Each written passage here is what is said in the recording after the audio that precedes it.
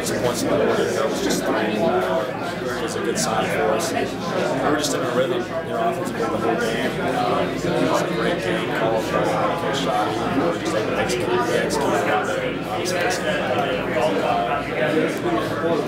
When did you feel that rhythm coming and that you were going to be in it for the whole game?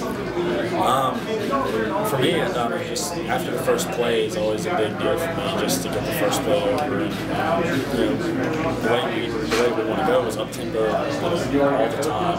Unless we get some big personnel in there, so we were able to go up tempo there early. That rhythm kind of was created by the tempo. How excited were you knowing coming in tonight that you were going to be able to do a little bit more than the first 2 games? Yeah, and honestly, I probably would have been able to, throw more in the first 2 games, especially Vanderbilt. I completed passes. So, I mean, the playbook and how the game is called every week is different. But only throwing the way that we did. In terms of your name, is that one that you will keep you up at night? I'm just looking forward to seeing the game and also. You talked about last week how quickly you wanted to put that game and that start behind you, but did it positively affect you at all in terms of focus or anything like that this week as you prepared and as you got ready? I just tried to treat everything as a week. How I approached this game.